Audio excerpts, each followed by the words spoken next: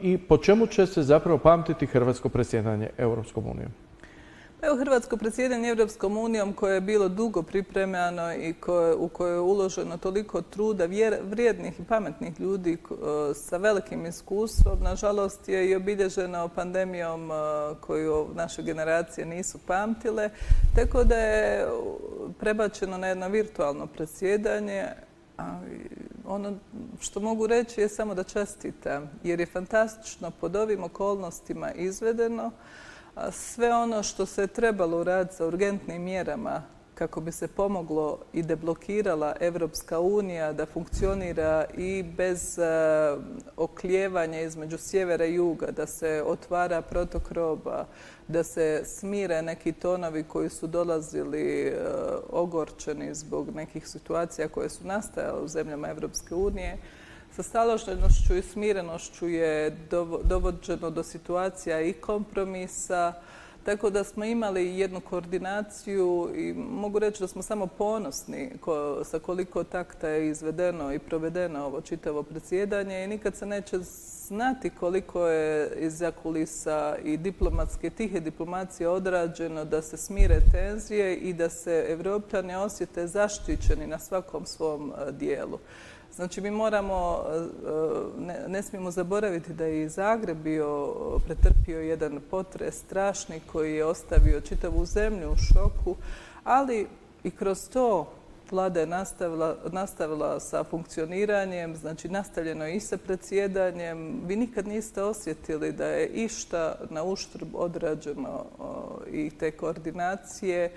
Ja kao zastupnik u Europskom parlamentu mogu reći da sam samo ponosna i na sve ono što je ugrađeno i u temelje daljih pregovora o daljem višegodišnjem financijskom proračunu koji će biti onda na kraju dogovoren za vrijeme njemačkog predsjedanja, ali su ovdje ugrađeni temelji da se jug i sjever apsolutno moraju izbalansirati, da mi ne možemo imati isti pristup nakon ove krize kao što je bio nakon financijske velike krize 2008. godine.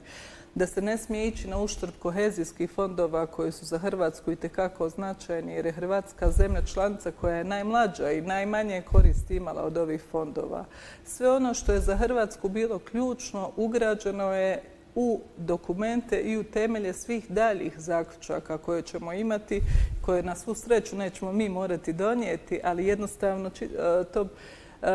taj pravac i smjer koji je zauzet za vrijeme hrvatskog predsjedanja je preznačajan. Za kasniju odluku koja će zapravo biti najviše vezana za proračun, naravno da se oko toga lome najviše koplja. Mislim da bi bilo stvarno previše očekivati da Hrvatska i proračun odradi. Nemojmo zaboraviti da je zapravo i naš mandat u znaku i Brexita, tako da... Pa evo i Brexita koji je došao pred jedan svojevrsni zid, jer upravo ćemo imati u sljedećem tjednu izvješće ove strateške skupine za pregovor o razdruživanju Velike Britanije iz Europske unije.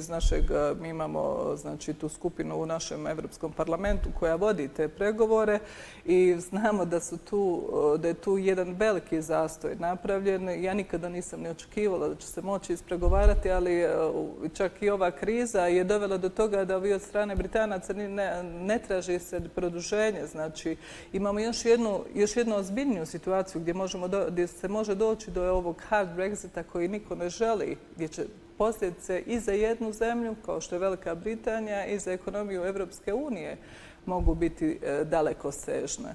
Znači, tu se igra na nekoliko polja i ta igra treba da bude savršeno odrađena. A ja vidim da u Hrvatskoj apsolutno nigdje niste vidjeli potrese niti šumove komunikacijama, tako da sam prezadovoljna, presretna i ponosna stvarno što smo kao najmlađa zemlja članica na ovakav uspješan način odradili ovo predsjedanje. Kako zapravo reagirate